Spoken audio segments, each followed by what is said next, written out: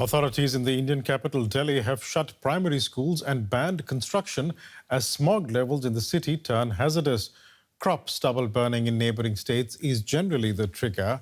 Farmers need to clear crop residue from their fields before planting for the next season, and burning is the cheapest and most convenient way to do so for many. But this, coupled with cooler temperatures during this season and pollution, contribute every year to Delhi's smog problem. The city is now gearing up for Diwali celebrations at the weekend. Residents will set off firecrackers to celebrate, further compounding an already difficult situation. They're calling it India's airpocalypse. Toxic air pollution is blighting the lives of residents in Delhi. International cricket matches are forced to take place beneath a pall of smog. While one of the world's most iconic sights, the Taj Mahal, is less than its usual dazzling self behind a filthy grey cloud. The government is planning to introduce an odd-even licence plate rule to curb the use of vehicles in Delhi, as air quality becomes dangerously unsafe.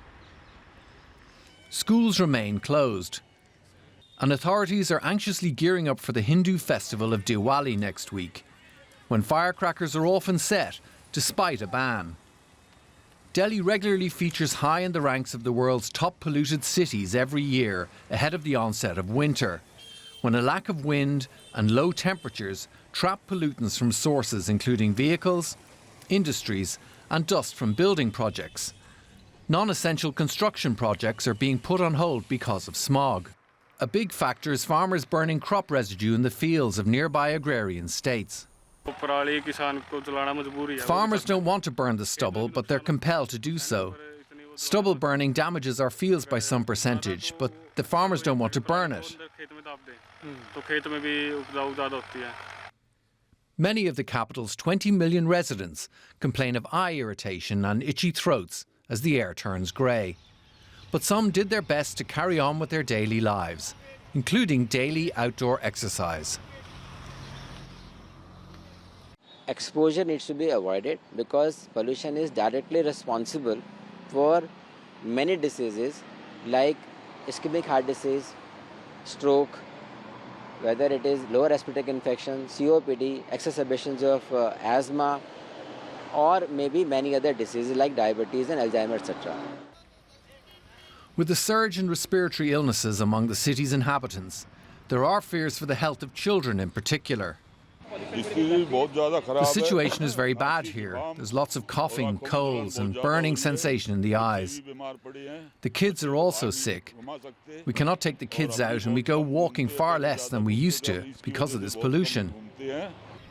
Levels of the most dangerous particles, so tiny they can enter the bloodstream, have reached 12 times the daily maximum recommended by the World Health Organization. And beyond temporary fixes, the government appears stumped about what to do about it. Across the border, toxic smog is affecting people in Pakistan as well. In Lahore, students have been asked to wear masks to school and police have been asked to crack down on smoke-emitting vehicles as well as the practice of rice stubble burning. Air quality has been hovering around the hazardous mark since last week, when the city was ranked the second most polluted after Delhi by the Swiss group IQAir. Here's what residents of Lahore had to say. The weather's giving everyone a bad throat and bad eyes, and everyone's health is affected. This has been going on for the past 5 to 7 years. It didn't used to be like this. It's the result of climate change. The smoke-emitting vehicles need to be fixed. Their smoke should be stopped. The government should ban smoke-emitting vehicles. The environmental department people should also do something about getting rid of vehicles that spread smoke, because people are getting tuberculosis, coughs, and colds because of this.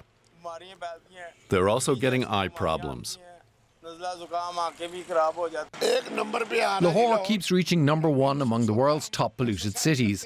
We feel it's because those of us who exercise here have all got bad throats and are feeling unwell. We walk here daily. I walk 6 to 7 kilometres every day, and my throat has become sore with pollution. I've never had a bad throat before, but it's happening now because there's too much pollution.